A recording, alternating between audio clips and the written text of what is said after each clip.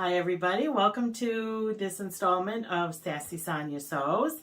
So I don't know if around you've noticed, but where we are, things are starting to look a little fallish. So we thought maybe we'll start doing some fall projects. I will say that we are going to feature something that we have cross-stitched. We are going to be taking a little bit of a break from our quilting for a little bit. Sad news to report. The brandy new sewing machine that we got has been shipped out to be repaired because we decided to stop working as we should.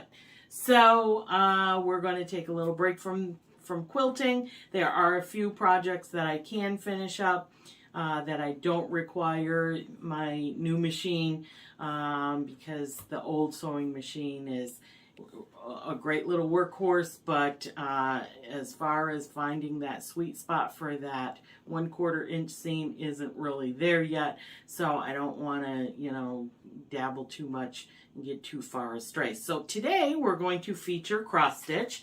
So we have this lovely little pumpkin, and so I don't want anybody to snicker. I don't want anybody to blink while we're doing this because you might miss it. So try to pay attention. So this is our little pattern that we got. This is how the pattern comes. It's from a cross-stitch designer, Shannon Christine, and she does some great things. I like her patterns because she does full cross stitches. Anybody who's seen our previous episodes know I love cross stitching with full cross stitches. So this is her little take on that. And so let's show you, first I'll show you what it is and then how we're going to get it all put together. So this is our cute little pumpkin. And how cute is that? So that you'll see that there's just a touch of some beading. So that's one of the things I wanted to talk to you about. This pumpkin actually calls for quite a bit more beading. However, when I did start the beading for the pumpkin stem up here, I was running into a lot of difficulty getting bead in each and every one of the little holes. Anybody who has seen Sassy Sonya Sews knows that my preferred fabric is the 14 count Ada fabric. This is a 16 count, so it makes those holes pretty close together, pretty tiny. And so the beads that I was using I thought were pretty small, but apparently they weren't small enough. So instead of doing the beading through the whole leaves and interspersed through, I just opted to do the beading at the top and then the large places where there were holes for the beadings. I think it still looks pretty nice. So these are the beads. Normally I sew with the Mill Hill seed beads, but this Shannon doesn't necessarily do the Mill Hill beads, and so I tried to find at my local craft store the beads that are used. These are 1/11 of the size, so which is pretty tiny, but apparently not tiny enough. It does use some specialty threads. This is how the thread comes.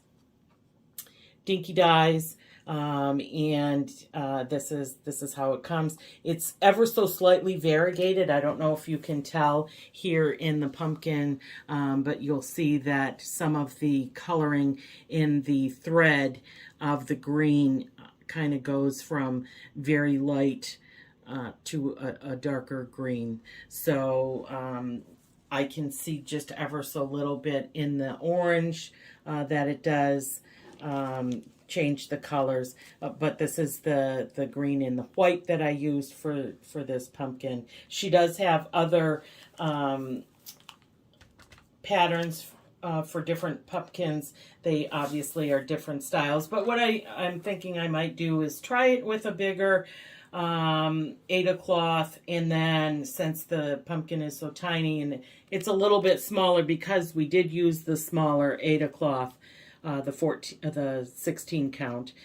So I'm thinking maybe the next time I'll try it, it's going to be just a little bit bigger, or maybe I can work it so that there's 2 or 3 pumpkins on the cloth instead of 1. So what I'm going to do is I have a mounting board that I got from a different little craft store that I like to frequent and shop at.